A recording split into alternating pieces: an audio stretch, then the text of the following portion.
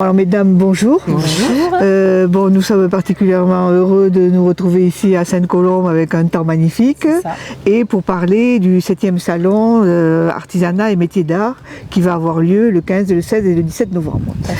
Donc d'abord mesdames, pouvez-vous vous présenter? Alors moi je suis Véronique Douat et je travaille à la mairie de Sainte-Colombe. Alors moi je suis Jacqueline Rigoyenne et je suis élue adjointe à la commune de Sainte-Colombe. Donc c'est un événement culturel organisé par la mairie de Sainte-Colombe. Par la commune, oui, tout à fait. Voilà. Donc vous avez un désir depuis de nombreuses années de faire en sorte que l'artisanat d'art vienne jusqu'à Sainte-Colombe.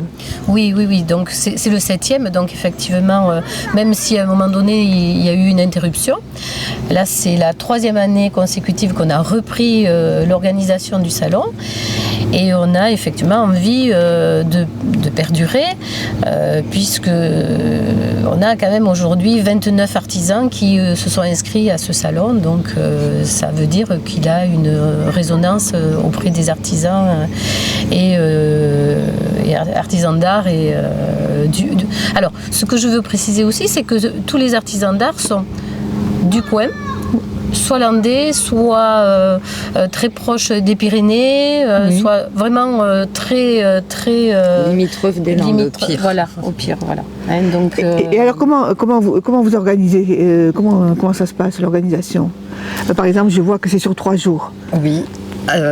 Sur 3 jours, le vendredi par exemple, qu'est-ce qui va se passer? Le vendredi, c'est une journée qui est ouverte au public, à tout le monde, mais qui est principalement consacrée aux enfants, aux accueils des classes, où les artisans leur proposent ou des démonstrations de leur savoir-faire, ou leur permettent de faire quelque chose, d'essayer des petits ateliers. Et alors vous pouvez me donner quelques exemples d'artisans qui vont faire des ateliers? Alors on a un maroquinier qui explique aux enfants la façon de repousser le cuir ou de tresser le cuir.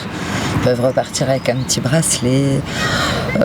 On a Boréal qui est un ébéniste qui fait des jeux en bois et des ustensiles de cuisine. Oui. Donc généralement il fait des démonstrations de toupies, fabrique une petite toupie avec lesquelles les enfants repartent généralement. Oui. On a une savonnière qui va leur proposer un jeu sur les senteurs, reconnaître les senteurs. Voilà.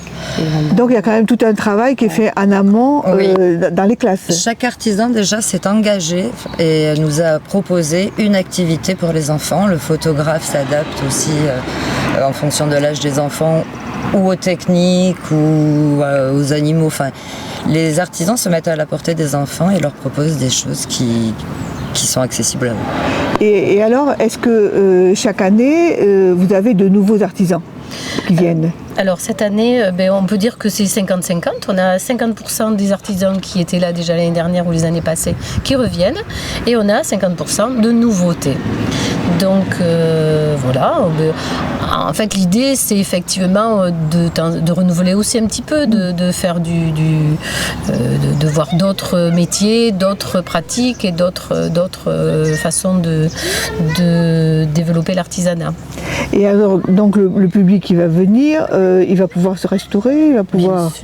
Bien sûr, sur les 3 jours, enfin surtout samedi, dimanche, il y aura une restauration, des plats à pouvoir consommer sur place, desserts aussi. On a un salon de thé avec des diverses pâtisseries, crêpes entre autres, et chocolat et autres, et thé, café, tisane. Nous avons une personne de pas très loin qui fait des tisanes, donc il va nous confier ces tisanes à pouvoir consommer sur place. Et donc le salon va avoir lieu à l'intérieur de la salle ou aussi à l'extérieur? À l'intérieur de la salle. Seul le shaper aura son espace extérieur parce qu'il va faire des démonstrations pour poncer une planche, enfin poncer un pen pour réaliser sa planche. Donc ça développe beaucoup de poussière, donc il est bien dehors. Qui est une activité très prisée par les élèves quand ils viennent le vendredi. Il a tout le temps du monde, les enfants sont... Ouais, c'est chouette de les voir faire. Et donc, il y a quand même vraiment un fort désir d'amener vraiment l'art dans le village. Oui. Alors le désir, c'est déjà de l'amener. Je veux dire qu'il y a tellement de métiers que l'on ne connaît pas ou qui s'éteignent petit à petit, notamment les ébénistes, les verriers, vous parliez tout à l'heure. Le verrier, les dentelières au fuseau. On a notre dentelière qui vient aussi nous montrer comment travailler la dentelle au fuseau. Et voilà, il y a tous ces métiers anciens qui ont perdu un petit peu de leur valeur et de leur intérêt. Donc je pense que c'est très important aujourd'hui de pouvoir remettre au goût du jour tous ces métiers qui, à mon sens, sont importants. Tout ce qui est métier manuel et artistique, de pouvoir développer des objets avec ses mains et de qualité et de beauté en plus. Je trouve que c'est super important de pouvoir le présenter à tout le monde. Bon, mais je crois que c'est une bonne conclusion. Ouais. Alors, une petite chose que je rajoute, cette année, une nouveauté. La plupart des artisans nous ont offert des lots qu'ils ont donc fabriqués eux-mêmes, voire pour l'occasion. Oui.